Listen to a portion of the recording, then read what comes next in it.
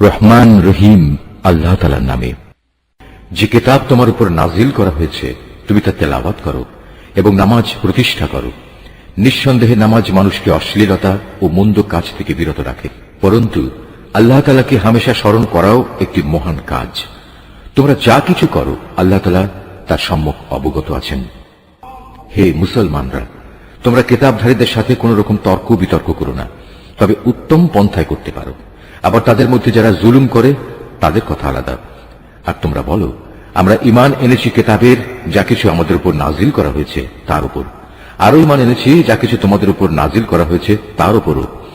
আসলে আমাদের মাবুদ ও তোমাদের মাবুদ হচ্ছেন একজন এবং আমরা সবাই তার কাছেই আত্মসমর্পণ করি। যেভাবে আমি আগের কিতাব নাজিল করেছি ঠিক সেভাবেই আমি তোমার উপর এই কিতাবও নাজিল করেছি। আমি আগে যাদের কিতাব দান করেছিলাম যারা সত্যানুসন্ধিৎসু ছিল তারা এর উপর ঈমান এনেছে। পরবর্তী লোকদের মাঝেও কিছু ভালো মানুষ আছে যারা এর উপর ঈমান এনেছে। আসলে অস্বীকারীরা ছাড়া কেউই আমার আয়াত অস্বীকার করে না। তুমি তো এই কোরআন নাজিল হওয়ার আগে কোনো বই পুস্তক পাঠ করনি, না তুমি তোমার ডান হাত দিয়ে কোনো কিছু লিখে রেখেছ যে তা দেখে অসত্যের পূজারীরা কোনো সন্দেহে লিপ্ত হয়ে পড়ছে। বরং এগুলো হচ্ছে তাদের অন্তরে সুস্পষ্ট নিদর্শন যাদের আল্লাহ তাআলার পক্ষ থেকে জ্ঞান দেয়া হয়েছে। কতিপয় জালেম ব্যক্তি ছাড়া আমার এই সুস্পষ্ট আয়াতের সাথে কেউই গোড়ামি করতে পারে না। তারা তোমার সম্পর্কে বলে, এ ব্যক্তির কাছে তার মালিকের পক্ষ থেকে নবুয়তের কোনো প্রমাণ নাজিল হয় না কেন?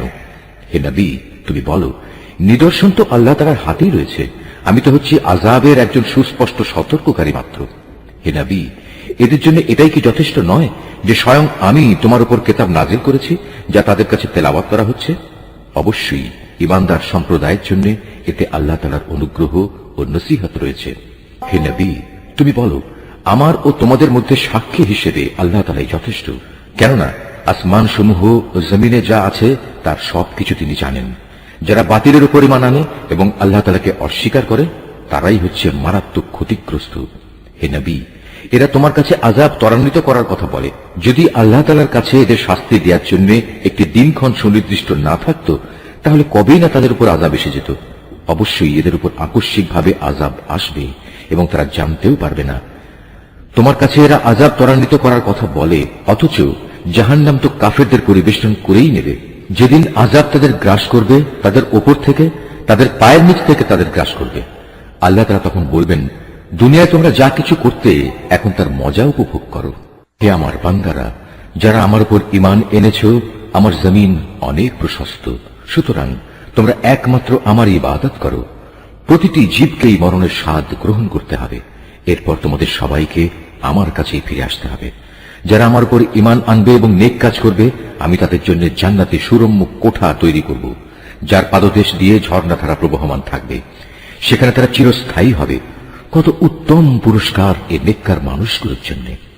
নেককার মানুষ হচ্ছে তারা যারা ধৈর্য ধারণ করেছে এবং সর্বাবস্থায় নিজেদের মালিকের উপরই নির্ভর করেছে। কত ধরনের বিচরণশীল জীব এই দুনিয়ায় রয়েছে যারা কেউই নিজেদের রিজিক নিজেরা কাঁধে বহন করে বেড়ায় না।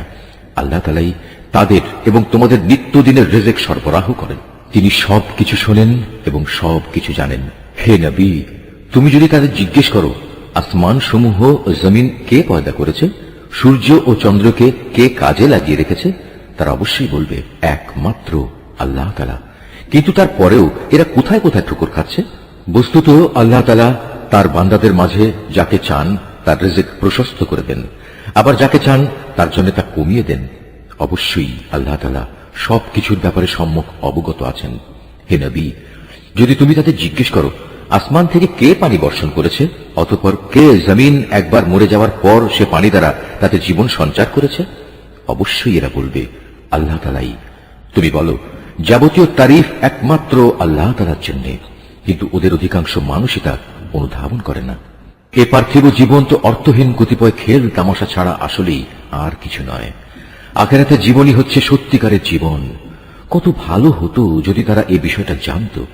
যখন এরা জলযানে আরোহণ করে বিপর্যয়ের সম্মুখীন হয় তখন তারা একান্ত নিষ্ঠার সাথে আল্লাহ তাআলাকেই ডাকে, কিন্তু আল্লাহ তাআলা যখন তাদের মুক্তি দিয়ে স্থলে নামিয়ে নিরাপদ করে দেন তখন সাথে সাথে আল্লাহ তাআলার সাথেই এরা শরীক করতে শুরু করে, যেন আমি তাদের উপর যা কিছু অনুগ্রহ করেছি তা তারা অস্বীকার করতে পারে। এবং এভাবেই এরা কয়টা দিন দুনিয়ায় ভোগ বিলাস করে কাটিয়ে দিতে পারে। অচিরেই এরা আসল ঘটনা জানতে পারবে। এরা কি দেখতে পাচ্ছে না কিভাবে আমি এ মক্কাকে শান্তি ও নিরাপদ আশ্রয়স্থল বানিয়ে রেখেছি, অথচ তার চারপাশে মানুষদের প্রতিনিয়ত জোর করে ছিনিয়ে নেওয়া হচ্ছে। এরপরেও কি তারা বাতিলের পরিমাণ আনবে এবং আল্লাহ তাআলার নিয়ামত অস্বীকার করবে? তার চেয়ে বড় জালেম আর কে হতে পারে যে স্বয়ং আল্লাহ তাআলার উপরই মিথ্যা অপবাদ আরোপ করে, অথবা তার কাছে যখন সত্য এসে যায় তখন তাকেই অস্বীকার করে? হে নবী, এমন ধরনের অস্বীকারীদের জন্য জাহান্নামে কি একমাত্র আশ্রয়স্থল হওয়া উচিত নয়? অপরদিকে যারা আমারই পথে জিহাদ করে আমি অবশ্যই তাদের আমার পথে পরিচালিত করব। নিঃসন্দেহে আল্লাহ তাআলা নেককার বান্দাদের সাথে রয়েছেন। সূরা আর-রুম। রহমান রহিম আল্লাহ তাআলার নামে।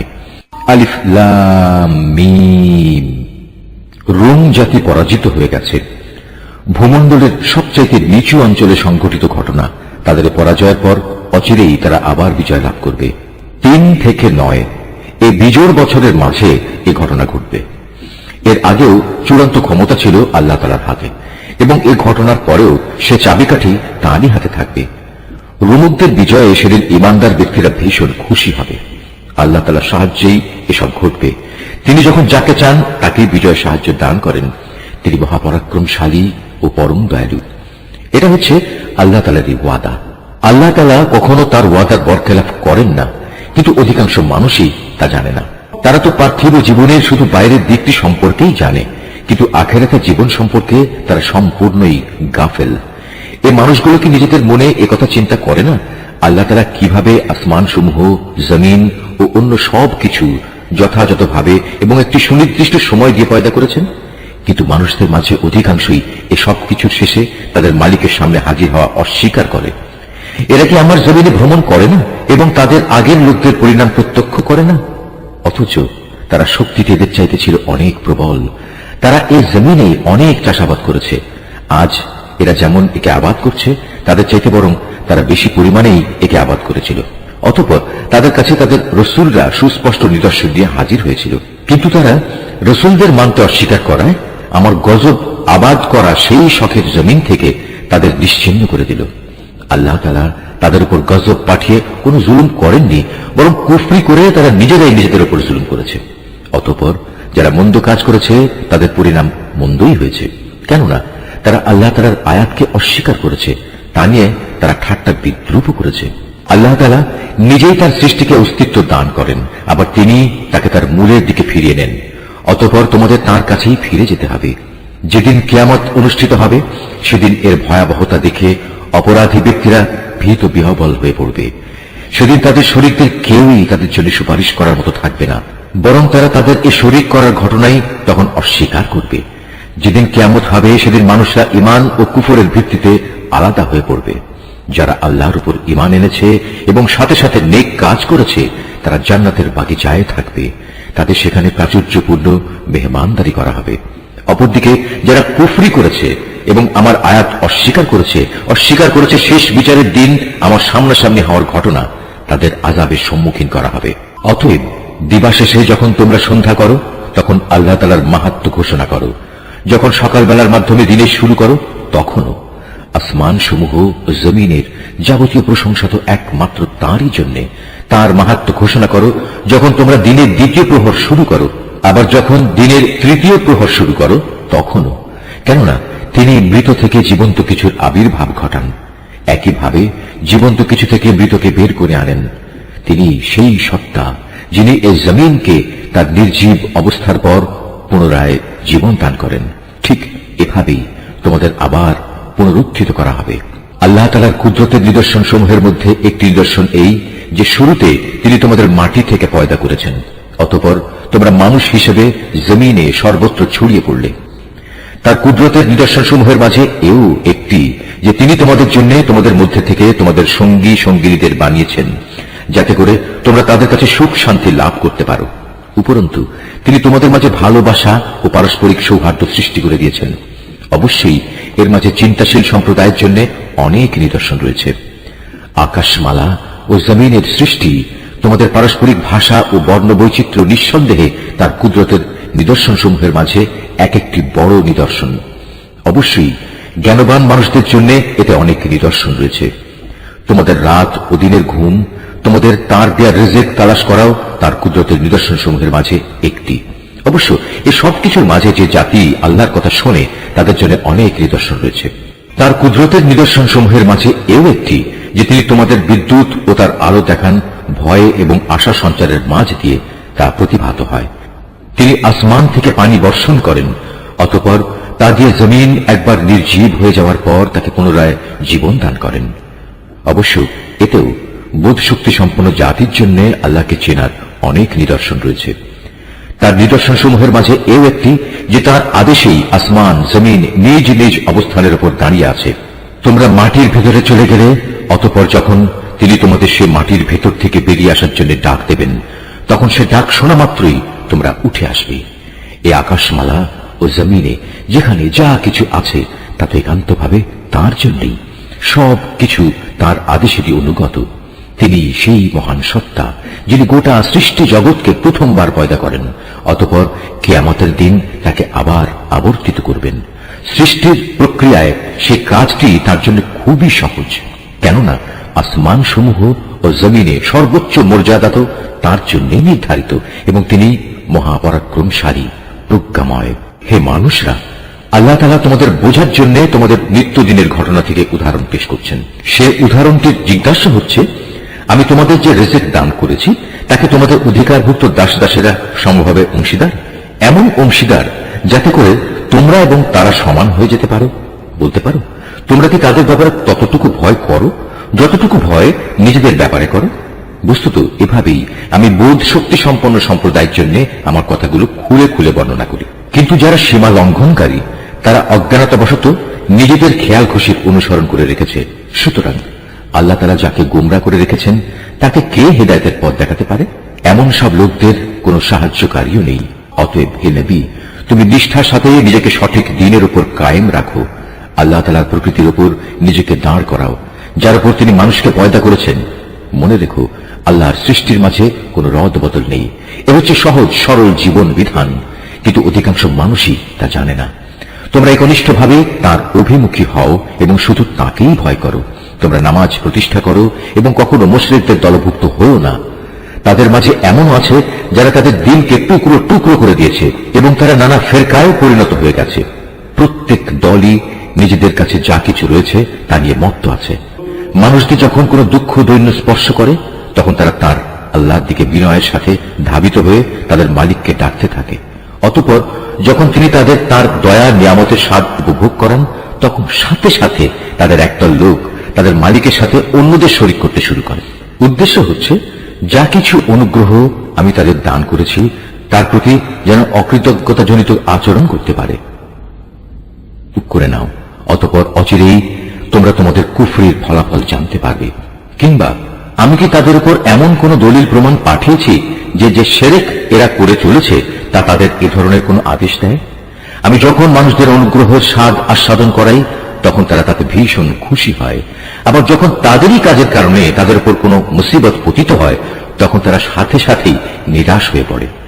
এরা কি এই বিষয়টি নিয়ে ভেবে দেখেনি আল্লাহ তাআলা যার জন্য চান তার রিজিক প্রসারিত করে দেন, আবার যাকে চান তাকে কম করে দেন? নিঃসন্দেহে যারা ঈমানদার জাতি এতে তাদের জন্য অনেক নিদর্শন রয়েছে। অতএব হে ঈমানদার ব্যক্তি, তুমি আত্মীয় স্বজনকে তার অধিকার আদায় করে দাও। অভাবগ্রস্ত মুসাফিরদেরও নিজ নিজ পাওনা বুঝিয়ে দাও। এই বিষয়টি তাদের জন্য ভালো যারা একমাত্র আল্লাহ তাআলার সন্তুষ্টি কামনা করে, আর সত্যিকার অর্থে এরাই হবে সফল কাম। যা কিছু ধন সম্পদ তোমরা সুদের উপর দাও তা তো এজন্যই দাও যেন তা অন্য মানুষদের মালের সাথে সামিল হয়ে বৃদ্ধি পায়। আল্লাহ তাআলার দৃষ্টিতে তা কিন্তু মোটেই বাড়ে না। অপরদিকে যে যাকাত তোমরা দান করো তা যেহেতু একান্তভাবে আল্লাহ তাআলাকে সন্তুষ্ট করার উদ্দেশ্যে দান করো তাই বরং বৃদ্ধি পায়। জেনে রেখো, এরাই হচ্ছে সেসব লোক যারা যাকাতের মাধ্যমে আল্লাহর দরবারে নিজেদের সম্পদ বহুগুণে বাড়িয়ে নেয়। আল্লাহ তাআলা সেই পরাক্রমশালী সত্তা যিনি তোমাদের সৃষ্টি করেছেন, অতঃপর তিনি তোমাদের রিজিক দান করেছেন। তিনিই আবার তোমাদের মৃত্যু দেবেন, অতঃপর কিয়ামতের দিন তিনি তোমাদের আবার জীবন দেবেন। তোমরা যাদের আল্লাহর সাথে শরীক করে নিয়েছ তাদের কেউ কি এমন আছে যে এর কোনো একটি কাজও করতে পারবে? মূলত তারা আল্লাহর সাথে যাদের শরীক বানায় আল্লাহ তাআলা তা থেকে অনেক পবিত্র, অনেক মহান। মানুষের কৃতকর্মের দরুন জলে স্থলে সর্বত্র আজ বিপর্যয় ছড়িয়ে পড়েছে। মূলত আল্লাহ তাআলা তাদের কতিপয় কাজকর্মের জন্য তাদের শাস্তির স্বাদ আস্বাদন করাতে চান, যাতে করে তারা সেসব কাজ থেকে ফিরে আসে। হে নবী, তুমি বলো, তোমরা আল্লাহর জমিনে ভ্রমণ করো এবং যারা আগে এখানে মজুদ ছিল আল্লাহ তাআলাকে অস্বীকার করায় তাদের কি পরিণতি হয়েছিল তা অবলোকন করো। মূলত তাদের অধিকাংশ লোকই ছিল মুশরিক।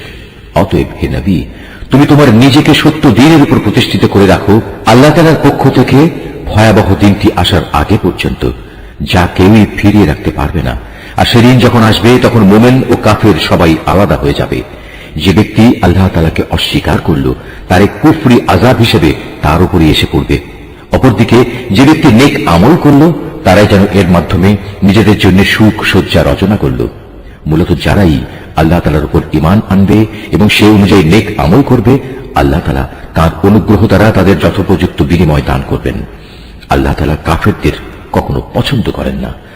তার মহান কুদরতের নিদর্শন সমূহের মাঝে এও একটি যে তিনি তোমাদের কাছে বৃষ্টির সুসংবাদবাহী বাতাস প্রেরণ করেন, যাতে করে তিনি তোমাদের তার অনুগ্রহের স্বাদ আস্বাদন করাতে পারেন।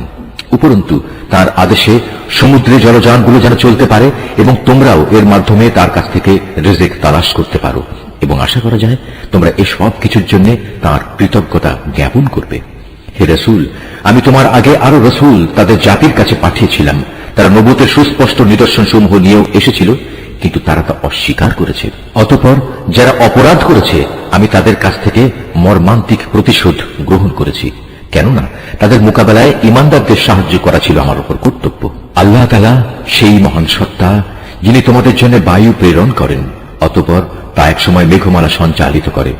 তারপর তিনি যেভাবে চান তাকে আসমানে ছড়িয়ে দেন, তাকে টুকরো টুকরো করেন। এক পর্যায়ে তুমি দেখতে পাও তার ভিতর থেকে বৃষ্টিকণা বেরিয়ে আসছে। তিনি তার বান্দাদের মধ্যে থেকে যাকেই চান তার উপরেই তা পৌঁছে দেন। তখন তারা এটা দেখে ভীষণ হর্ষোৎফুল্ল হয়ে যায়, অথচ এরাই একটু আগে তাদের উপর বৃষ্টি নাজিলের ব্যাপারে সম্পূর্ণ নিরাশ ছিল। তাকিয়ে দেখো আল্লাহ তাআলার অফুরন্ত রহমতের প্রভাবের দিকে, কিভাবে তিনি জমিনকে একবার মরে যাওয়ার পর পুনরায় শ্যামল ও জীবন্ত করে তোলেন। অবশ্যই আল্লাহ তাআলা এভাবে কিয়ামতের দিন সব মৃতকে জীবন দান করবেন, কেননা তিনি সর্ববিষয়ের উপর একক ক্ষমতাবান। যদি আমি কখনো এমন বায়ু পাঠাতে শুরু করি যার ফলে মানুষ ফসলকে হলুদ রঙের দেখতে পায়, তখন অবশ্যই তারা আমার অকৃতজ্ঞতা জ্ঞাপন করতে শুরু করে। হে নবী, মৃতকে তো তুমি তোমার কথা শোনাতে পারবে না, না পারবে বধিরকে তোমার ডাক শোনাতে, বিশেষ করে যখন ওরা তোমাকে দেখেই মুখ ফিরিয়ে নেয়। তুমি অন্ধদের তাদের গুমরাহি থেকে বের করে সঠিক পথ দেখাতে পারবে না। তুমি তো কেবল এমন লোকদেরই আমার কথা শোনাতে পারবে যে আমার আয়াত সমূহের উপর ঈমান আনে, কেননা এরাই হচ্ছে নিবেদিত মুসলমান। আল্লাহ তাআলাই হচ্ছেন সেই মহান সত্তা যিনি তোমাদের দুর্বল করে পয়দা করেছেন, অতঃপর তিনি এই দুর্বলতার পর দেহে শক্তি সৃষ্টি করেছেন। আবার তিনি এই শক্তির পর পুনরায় দুর্বলতা ও বার্ধক্য সৃষ্টি করেছেন। বস্তুত তিনি যা ইচ্ছা তাই সৃষ্টি করেন এবং তিনি সর্বোচ্চ ক্ষমতাবান ও সর্বজ্ঞ। যেদিন কিয়ামত কায়েম হবে সেদিন অপরাধী ব্যক্তিরা কসম খেয়ে বলবে তারা তো কবরে মুহূর্তকালের বেশি অবস্থান করেনি। আসলে এরা এভাবেই সত্য বিমুখ থেকেছে এবং দ্বারে দ্বারে ঠোকর খেয়েছে। কিন্তু সেসব লোক যাদের যথার্থ জ্ঞান ও ঈমান দেওয়া হয়েছে তারা বলবে, না, তোমরা তো আল্লাহ তাআলার হিসাব মতো কবরে পুনরুত্থান দিবস পর্যন্তই অবস্থান করে এসেছো, আর আজকের দিনই হচ্ছে সেই প্রতিশ্রুত পুনরুত্থান দিবস। কিন্তু তোমরা এই দিনটাকে সঠিক বলে জানতে না।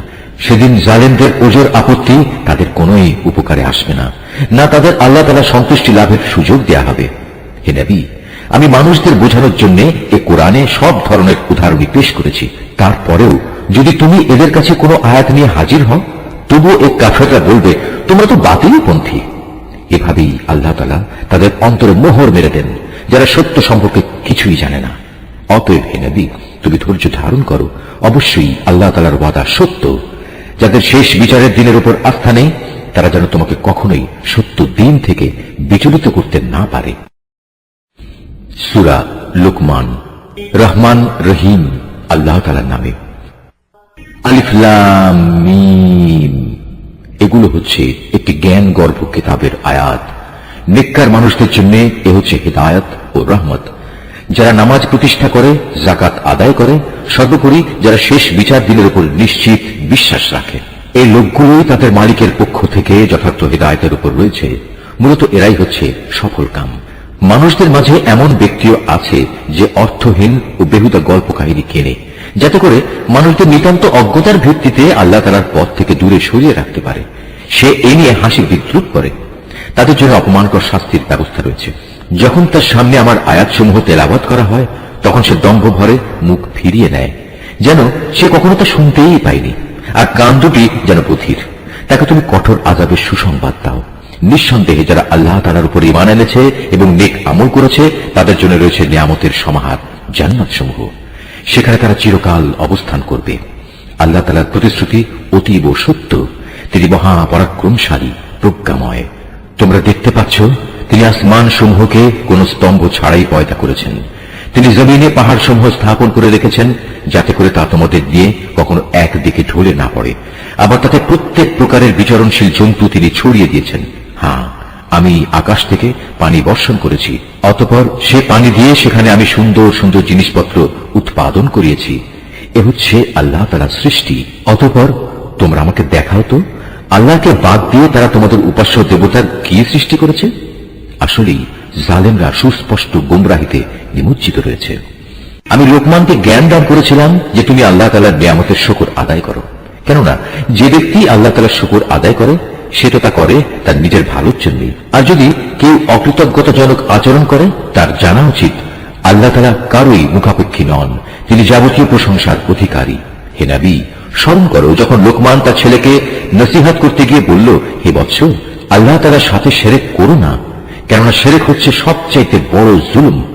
আমি মানুষকে তাদের পিতামাতার ব্যাপারে নির্দেশ দিয়েছি যেন তারা তাদের সাথে ভালো ব্যবহার করে, কেননা তার মা কষ্টের পর কষ্ট সহ্য করে তাকে গর্ভে ধারণ করেছে এবং 2 বছর পর সে বুকের দুধ খাওয়া ছেড়েছে। তুমি তোমার নিজের সৃষ্টির জন্য আমার শুকর আদায় করো এবং তোমার লালন পালনের জন্য পিতামাতার কৃতজ্ঞতা আদায় করো। অবশ্যই তোমাদের সবাইকে আমার কাছেই ফিরে আসতে হবে। যদি তারা উভয়ে তোমাকে এ বিষয়ের উপর পীড়াপিড়ি করে যে তুমি আমার সাথে শিরক করবে, যে ব্যাপারে তোমার কোনো জ্ঞানই নেই, তাহলে তুমি তাদের দুজনের কারোই কথা মানবে না। তবে দুনিয়ার জীবনে তুমি অবশ্যই তাদের সাথে ভালো ব্যবহার করবে। তুমি শুধু তার কথাই শুনবে যে ব্যক্তি আমার অভিমুখী হয়ে আছে। অতঃপর তোমাদের আমার দিকেই ফিরে আসতে হবে। তখন আমি তোমাদের বলে দেব তোমরা দুনিয়ার জীবনে কি কি কাজ করতে। লোকমান আরো বলল, হে বৎস, যদি তোমার কোনো আমল সরিষার দানা পরিমাণ ছোট হয় এবং তা যদি কোনো শিলাখণ্ডের ভেতর কিংবা আসমান সমূহ লুকিয়ে থাকে, অথবা যদি তা থেকে জমিনের ভেতরে, তাও আল্লাহ তাআলা সামনে এনে হাজির করবেন। আল্লাহ তাআলা অবশ্যই সূক্ষ্মদর্শী এবং সকল বিষয়ে সম্যক অবগত। লোকমান আরো বলল, হে বৎস, তুমি নামাজ প্রতিষ্ঠা করো, মানুষদের ভালো কাজের আদেশ দাও, মন্দ কাজ থেকে বিরত রাখো। তোমার উপর কোনো বিপদ মুসিবত এসে পড়লে তার উপর ধৈর্য ধারণ করো। বিপদে ধৈর্য ধারণ করার এই কাজ নিঃসন্দেহে একটি বড় সাহসিকতাপূর্ণ কাজ। হে বৎস, কখনো অহংকার বসে তুমি মানুষদের জন্য তোমার গাল ফুলিয়ে রেখে তাদের অবজ্ঞা করো না এবং আল্লাহর জমিনে কখনো ঔদ্ধত্যপূর্ণভাবে বিচরণ করো না, কেননা আল্লাহ তাআলা প্রত্যেক উদ্ধত অহংকারীকে অপছন্দ করেন। হে বৎস, জমিনে চলার সময় তুমি মধ্যম পন্থা অবলম্বন করো, তোমার কণ্ঠস্বর নিচু করো, কেননা সব আওয়াজের মধ্যে সবচাইতে অপ্রীতিকর আওয়াজ হচ্ছে গাধার আওয়াজ। তোমরা কি একথা কখনো চিন্তা করে দেখোনি? যা কিছু আসমান সমূহ রয়েছে, যা কিছু রয়েছে জমিনের মধ্যে, আল্লাহ তাআলা তা তোমাদের অধীন করে রেখেছেন এবং তোমাদের উপর তিনি তার দেখা অদেখা যাবতীয় নিয়ামত পূর্ণ করে দিয়েছেন। কিন্তু এ সত্ত্বেও মানুষের মাঝে কিছু এমন আছে যারা আল্লাহ তাআলা সম্পর্কে অর্থহীন তর্ক করে। তাদের কাছে না আছে তর্ক করার মতো কোনো জ্ঞান, না আছে কোনো দীপ্তিমান গ্রন্থ। আর যখন তাদের বলা হয় আল্লাহ তাআলা যা কিছু নাজিল করেছেন তোমরা তার অনুসরণ করো, তখন তারা বলে, আমরা কেবল সেই বস্তুরই অনুসরণ করব যার উপর আমরা আমাদের বাপ দাদাদের পেয়েছি। কিন্তু শয়তান যদি তাদের বাপ দাদাদের জাহান্নামের আযাবের দিকে ডাকতে থাকে, তাহলেও কি এরা তাদের অনুসরণ করবে? যদি কোনো ব্যক্তি সৎ কর্মশীল হয়ে আল্লাহ তাআলার কাজে নিজেকে সম্পূর্ণ সঁপে দেয়, তাহলে সে যেন মনে করে এর দ্বারা একটা মজবুত হাতল ধরেছে, কেননা যাবতীয় কাজকর্মের চূড়ান্ত পরিণাম আল্লাহ তাআলার কাছে। যদি কেউ কুফরি করে, তবে তার কুফরি যেন হে নবী তোমাকে দুশ্চিন্তাগ্রস্ত না করে, কারণ তাদের তো আমার কাছেই ফিরে আসতে হবে। অতঃপর আমি তাদের বলে দেব দুনিয়ায় তারা কি আমল করে এসেছে। অবশ্যই আল্লাহ তাআলা মানুষের অন্তরে যা কিছু লুকায়িত আছে সে ব্যাপারে সম্যক অবগত রয়েছেন। আমি তাদের স্বল্প সময়ের জন্য কিছু জীবনোপকরণ দিয়ে রাখব, অতঃপর আমি তাদের কঠিন আযাবের দিকে টেনে নিয়ে যাব। তুমি যদি তাদের জিজ্ঞেস করো আসমান সমূহ ও জমিন কে পয়দা করেছে, তারা অবশ্যই বলবে হ্যাঁ, আল্লাহ তাআলাই সৃষ্টি করেছেন। তুমি বলো সমস্ত প্রশংসা আল্লাহ তাআলার জন্য। কিন্তু তাদের অধিকাংশ মানুষই বোঝে না। আকাশমালা ও পৃথিবীতে যা কিছু আছে তা সবই আল্লাহ তাআলার জন্য। অবশ্যই আল্লাহ তাআলা সব ধরনের অভাব মুক্ত এবং তিনি সমস্ত প্রশংসার মালিক। জমিনের সমস্ত গাছ যদি কলম হয় এবং মহাসমুদ্রগুলোর সাথে যদি আরো 7 সমুদ্র যুক্ত হয়ে তা কালি হয়, তবুও আল্লাহ তাআলার গুণাবলী সম্পর্কিত কথাগুলো লিখে শেষ করা যাবে না। নিশ্চয়ই আল্লাহ তাআলা পরাক্রমশালী ও প্রজ্ঞাময়। হে মানুষ, তোমাদের সৃষ্টি করা, তোমাদের সবাইকে পুনরুত্থিত করা মূলত আল্লাহ তাআলার কাছে একজন মানুষের সৃষ্টি ও তার পুনরুত্থানের মতোই। নিঃসন্দেহে আল্লাহ তাআলা সব কিছু শোনেন এবং দেখেন। তুমি কি চিন্তা করে দেখোনি আল্লাহ তাআলা কিভাবে রাতকে দিনের ভেতর প্রবেশ করান, আবার দিনকে রাতের ভেতর প্রবেশ করান? কিভাবে তিনি সূর্য ও চন্দ্রকে তাঁর হুকুমের অধীন করে রাখেন? প্রত্যেক গ্রহ উপগ্রহ আপন কক্ষপথে এক সুনির্দিষ্ট সময় পর্যন্ত আবর্তন করতে থাকবে। নিশ্চয়ই তোমরা যা কিছু করো আল্লাহ তাআলা সে সম্পর্কে সম্যক অবগত রয়েছেন। এটাই চূড়ান্ত। যেহেতু আল্লাহ তাআলা হচ্ছেন সত্য, তাই তাকে ছাড়া এরা অন্য যা কিছুকেই ডাকুক না কেন তা বাতিল। মহান আল্লাহ তাআলা, তিনি সুউচ্চ ও অতি মহান। তুমি কি এটা লক্ষ্য করনি উত্তাল সাগরে একমাত্র আল্লাহ তাআলার অনুগ্রহেই জলযান ভেসে চলেছে, যাতে করে তিনি এর মাধ্যমে তোমাদের তাঁর সৃষ্টি বৈচিত্র্যের নিদর্শন সমূহ দেখাতে পারেন? অবশ্যই প্রতিটি ধৈর্যশীল ও কৃতজ্ঞ ব্যক্তির জন্য এতে অনেক নিদর্শন রয়েছে। যখন সমুদ্রের তরঙ্গমালা চাঁদোয়ার মতো হয়ে তাদের আচ্ছাদিত করে ফেলে, তখন তারা আল্লাহ তাআলাকে ডাকে, দিন একনিষ্ঠভাবে তার জন্য নিবেদন করে। অতঃপর যখন আমি তাদের উদ্ধার করি, তখন তাদের কিছু লোক বিশ্বাস অবিশ্বাসের মাঝামাঝি অবস্থান করে। অবশ্য যখন স্থলভাগে পৌঁছে দেই, তখন বিশ্বাসঘাতক ও অকৃতজ্ঞ ছাড়া কেউই আমার নিদর্শনসমূহ অস্বীকার করে না। হে মানুষ, তোমরা তোমাদের মালিককে ভয় করো এবং এমন একটি দিনকে ভয় করো যেদিন কোনো পিতা তার সন্তানের পক্ষ থেকে বিনিময় আদায় করবে না, না কোনো সন্তান তার পিতার পক্ষ থেকে বিনিময় আদায় করতে পারবে। অবশ্যই আল্লাহ তাআলার ওয়াদা সত্য। সুতরাং হে মানুষ, এ পার্থিব জীবন যেন তোমাদের কোন রকম প্রতারিত করতে না পারে এবং প্রতারক শয়তানও যেন কখনো তোমাদের আল্লাহ তাআলা সম্পর্কে কোনো ধোঁকা দিতে না পারে। অবশ্যই আল্লাহ তাআলার কাছে কিয়ামতের সময় জ্ঞান আছে। তিনি বৃষ্টি বর্ষণ করেন। তিনিই জানেন যা মায়ের শুক্রকীটের মাঝে মজুদ রয়েছে। কোন মানুষই বলতে পারে না আগামীকাল সে কি অর্জন করবে, না কেউ একথা বলতে পারে কোন জমিনে সে মৃত্যু বরণ করবে। নিঃসন্দেহে এ তথ্যগুলো একমাত্র আল্লাহ তাআলাই জানেন। তিনি সর্বজ্ঞ, সর্ববিষয়ে অবহিত। সূরা আস-সাজদা। রহমান রহিম আল্লাহ তাআলার নামে। আলিফ লাম মিম। সৃষ্টিকুলের মালিক আল্লাহ তাআলার কাছ থেকেই এ কিতাবের অবতরণ, এতে বিন্দুমাত্র সন্দেহ নেই। তারা কি কথা বলতে চায় এ কিতাবটা সে ব্যক্তি রচনা করে নিয়েছে? না, বরং এ হচ্ছে তোমার মালিকের কাছ থেকে নাজিল করা একটি সত্য কিতাব। আমি এটা এই জন্য নাজিল করেছি যাতে করে এর দ্বারা তুমি এমন এক জাতিকে জাহান্নাম থেকে সাবধান করে দিতে পারো যাদের কাছে নিকট অতীতে তোমার আগে কোনো সতর্ককারী আসেনি। সম্ভবত তারা হেদায়েত লাভ করতে পারে। আল্লাহ তাআলা যিনি আকাশমালা, জমিন ও উভয়ের মাঝে অবস্থিত সব কিছু 6 দিনে সৃষ্টি করেছেন, অতঃপর তিনি আরশে সমাসীন হন। তিনি ছাড়া তোমাদের কোন অভিভাবক কিংবা সুপারিশকারী নেই। এরপরও কি তোমরা বুঝতে পারছো না? আসমান থেকে জমিন পর্যন্ত সবকিছু তিনি পরিচালনা করেন। তারপর সবকিছু তিনি উপরের দিকে নিয়ে যাবেন এমন এক দিনে যার পরিণাম তোমাদের গণনায় 1000 বছর। তিনি দৃশ্যমান ও অদৃশ্যের পরিজ্ঞাতা, পরাক্রমশালী ও পরম দয়ালু। তিনি যা কিছুই সৃষ্টি করেছেন সুন্দর ও নিখুঁত করে সৃষ্টি করেছেন এবং তিনি মানুষ সৃষ্টির সূচনা করেছেন মাটি থেকে। অতঃপর তিনি তার বংশধরদের তুচ্ছ তরল একটি পদার্থের নির্যাস থেকে বানিয়েছেন। পরে তিনি তাকে ঠিকঠাক করলেন এবং তার মধ্যে তিনি তার নিজের কাছ থেকে রূহ ফুঁকে দিলেন এবং তোমাদের জন্য তাকে কান, চোখ ও অন্তঃকরণ দান করলেন। তোমাদের খুব কম লোকই কৃতজ্ঞতা আদায় করে। আল্লাহ তাআলাকে যারা অস্বীকার করে তারা বলে, আমরা মৃত্যুর পর যখন মাটিতে মিশে যাব তারপরেও আমাদের আবার নতুন করে পয়দা করা হবে। মূলত এরা তাদের মালিকের সাথে সাক্ষাৎকারের বিষয়টিকেই অস্বীকার করে। হে নবী, তুমি এদের বলো, জীবন হরণের ফেরেশতা যাকে তোমাদের মৃত্যুর ব্যাপারে দায়িত্ব দেওয়া হয়েছে অচিরেই তোমাদের জান কবজ করে নেবে। অতঃপর তোমাদের সবাইকে মালিকের দরবারে ফিরিয়ে নেওয়া হবে। হে নবী, যদি তুমি সেই দৃশ্য দেখতে যখন অপরাধীরা নিজেদের মালিকের সামনে মাথা নিচু করে দাঁড়িয়ে থাকবে এবং বলতে থাকবে, হে আমাদের মালিক, আমরা তোমার সব কিছুই দেখলাম এবং তোমার সিদ্ধান্তের কথাও শুনলাম। অতএব তুমি আমাদের আর একবার দুনিয়ায় পাঠিয়ে দাও, আমরা ভালো কাজ করব। এখন আমাদের পূর্ণ বিশ্বাস অর্জিত হয়েছে। আল্লাহ তাআলা বলবেন, আমি চাইলে প্রত্যেক ব্যক্তিকে হেদায়েত দিয়ে দিতাম, কিন্তু আমার পক্ষ থেকে সে ঘোষণা আজ সত্য প্রমাণিত হল। আমি মানুষ ও জিনদের মধ্যে থেকে এদের সবাইকে দিয়ে জাহান্নাম পূর্ণ করব। এই আয়াতটি যিনি তেলাওয়াত করবেন এবং যিনি এই আয়াতটির তেলাওয়াত শুনবেন, তাদের সবাইকে এখানে একটি সাজদা আদায় করতে হবে। এটা ওয়াজিব। অতঃপর ওদের বলা হবে, যাও তোমরা জাহান্নামের শাস্তি আস্বাদন করো। যেভাবে তোমরা আজকের এই সাক্ষাৎকারের কথা ভুলে গিয়েছিলে, আমিও তেমনি আজ তোমাদের ভুলে গেলাম। যাও নিজেদের কৃতকর্মের প্রতিফল হিসেবে জাহান্নামের চিরস্থায়ী শাস্তি ভোগ করো। আমার আয়াত সমূহের উপর তারাই ঈমান আনে। যখন তাদের আয়াত দ্বারা উপদেশ দেয়া হয়, তখন তারা সাথে সাথেই সাজদা অবনত হয়ে পড়ে। উপরন্তু তারা তাদের মালিকের সপ্রশংস পবিত্রতা ঘোষণা করে এবং নিজেরা অহংকার করে না। তাদের পার্শ্বদেশ রাতের বেলায় বিছানা থেকে আলাদা থাকে। তারা নিশুতি রাতে আযাবের ভয়ে এবং জান্নাতের আশায় তাদের মালিককে ডাকে।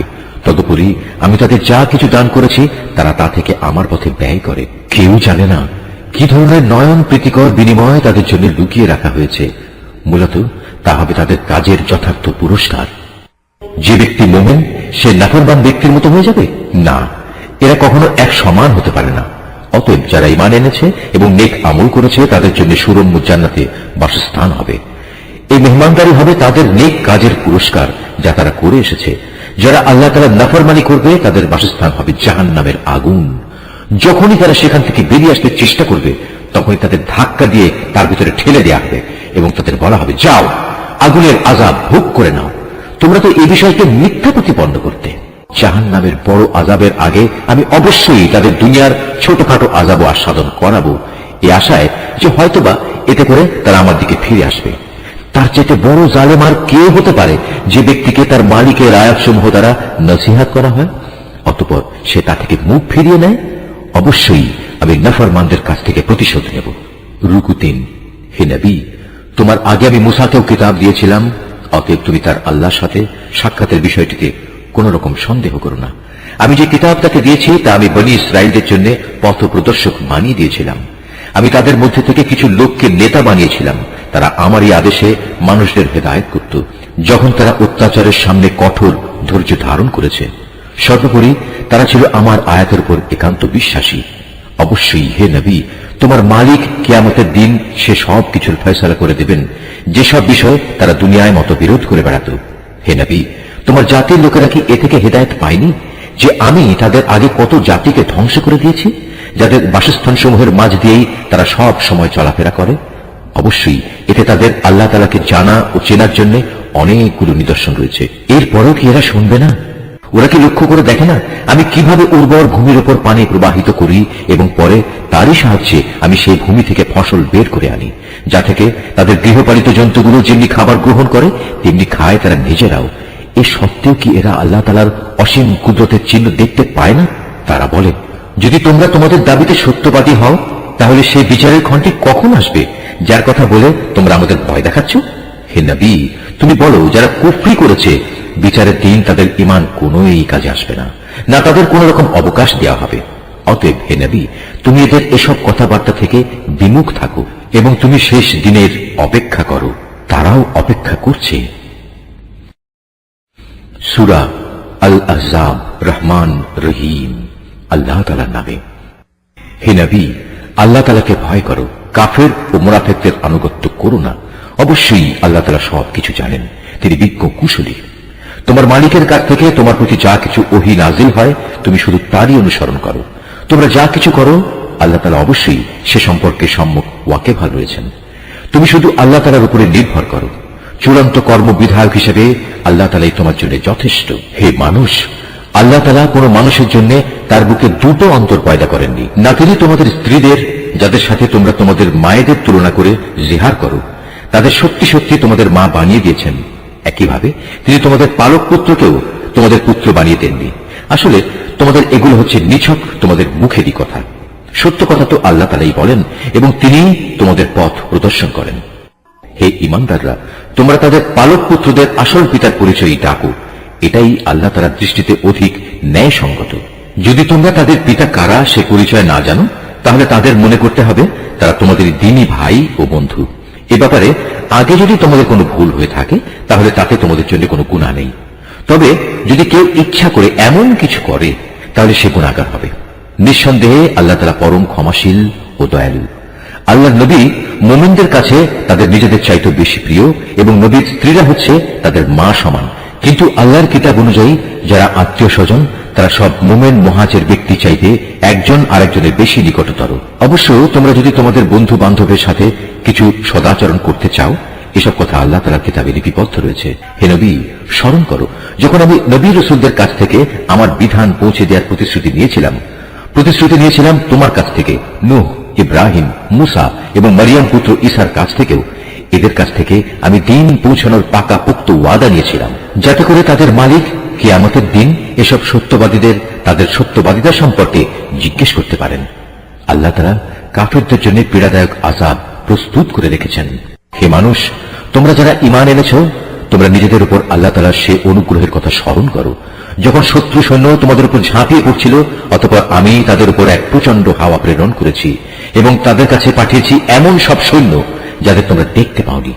তোমরা তখন যা কিছু করছিলে, আল্লাহ তাআলা অবশ্যই তা দেখছিলেন। যখন তারা তোমাদের উপর থেকে তোমাদের নিজ থেকে তোমাদের উপর হামলা করার জন্য আসছিল, তখন ভয়ে তোমাদের চক্ষু বিস্ফোরিত হয়ে পড়েছিল, প্রাণ হয়ে পড়েছিল কণ্ঠাগত, এবং আল্লাহর সাহায্যের বিলম্ব দেখে তোমরা আল্লাহ তাআলা সম্পর্কে নানা রকমের ধারণা করতে লাগলে। সে বিশেষ সময়ে ইমানদাররা চরমভাবে পরীক্ষিত এবং তারা মারাত্মকভাবে কম্পিত হয়ে পড়েছিল। সে সময় মুনাফিক এবং যাদের মনে সন্দেহ ব্যাধি ছিল, তারা বলতে লাগলো, আল্লাহ তাআলা ও তার রাসূল আমাদের সাথে যে ওয়াদা করেছেন তা মূলত প্রতারণা বই কিছুই ছিল না। বিশেষ করে যখন তাদের একটি দল এসে বলল, হে ইয়াসরিবের অধিবাসীরা, আজ শত্রু বাহিনীর সামনে তোমাদের দাঁড়াবার মতো কোনো জায়গা নেই, অতএব তোমরা ফিরে যাও। এমনকি তাদের একাংশ তোমার কাছে এই বলে অনুমতিও চাইছিল যে আমাদের বাড়ি ঘরগুলো সবই অরক্ষিত রয়েছে, তাই আমরা ফিরে যেতে চাই। অথচ আল্লাহ তাআলা জানেন তা অরক্ষিত ছিল না। আসলে ময়দান থেকে এরা পালাতে চেয়েছিল। যদি শত্রু দল নগরীর চারপাশ থেকে ওদের ভেতর প্রবেশ করত এবং যারা মুনাফিক তাদের যদি বিদ্রোহের ফিতনা খাড়া করার জন্য বলতো, তবে তারা নির্দ্বিধায় তাও মেনে নিত। এ ব্যাপারে তারা মোটেই বিলম্ব করত না। অথচ এই লোকেরাই ইতিপূর্বে আল্লাহ তাআলার সাথে ওয়াদা করেছিল তারা কখনো ময়দান থেকে পৃষ্ঠ প্রদর্শন করবে না। তাদের জানা উচিত ছিল আল্লাহ তাআলার সাথে করা ওয়াদা সম্পর্কে অবশ্যই তাদের জিজ্ঞাসাবাদ করা হবে। হে নবী, এদের তুমি বলো, যদি তোমরা মৃত্যুর ভয়ে পালাতে চাও অথবা কেউ তোমাদের হত্যা করবে এ কারণে পালাতে চাও, তাহলে এই পালানো তোমাদের কোনোই উপকার দেবে না। আর যদি কোন রকম পালিয়ে যেতে সক্ষম হও, তাহলেও তো সামান্য কয়দিনের উপকারী ভোগ করতে দেয়া হবে মাত্র। হে নবী, যদি আল্লাহ তাআলা তোমাদের কোনো অমঙ্গল করতে চান অথবা চান তোমাদের কোনো মঙ্গল করতে, তাহলে এই উভয় অবস্থায় তুমি বলো, এমন কি আছে যে তোমাদের আল্লাহ তাআলার সিদ্ধান্ত থেকে বাঁচাতে পারবে? আল্লাহ তাআলা ব্যতী রেখে এরা সেদিন না পাবে কোনো অভিভাবক, না পাবে কোনো সাহায্যকারী। অবশ্যই আল্লাহ তাআলা তোমাদের মধ্যকার সেসব মুনাফিক লোকদের চেনেন, যারা অন্যদের যুদ্ধে অংশগ্রহণ করা থেকে বাধা দেয় এবং তাদের ভাই বন্ধুদের বলে, তোমরা আমাদের কাছে এসে যাও। আসলে ওদের অল্প সংখ্যক লোকই যুদ্ধে অংশগ্রহণ করে। যে কয়জন এসেছে তারা তোমাদের বিজয়ের উপর কুণ্ঠিত থাকে। অতঃপর যখন তোমাদের উপর কোনো বিপদ আসে, তখন তুমি তাদের দেখবে তারা চক্ষু উল্টিয়ে তোমার দিকে এমন ভাবে তাকাচ্ছে যেন কোনো ব্যক্তির উপর মৃত্যু এসে হাজির হয়েছে। কিন্তু যখন তোমরা বিজয় লাভ করো, তখন এরাই গনিমতের সম্পদের উপর লোভী হয়ে তোমাদের সাথে বাকচাতুরি শুরু করে।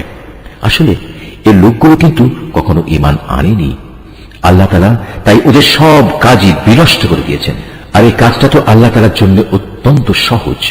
অবরোধ প্রত্যাহার সত্ত্বেও এরা মনে করে এখনো শত্রু বাহিনী চলে যায়নি এবং শত্রুপক্ষ যদি আবার এসে চড়াও হয়, তখন এরা মনে করবে কত ভালো হতো যদি তারা মরুভূমির বেদুইনদের সাথে ওখানেই থেকে যেতে পারত এবং সেখানে বসেই তোমাদের খবর নিতে পারত যে ফিরে আসা নিরাপদ কিনা।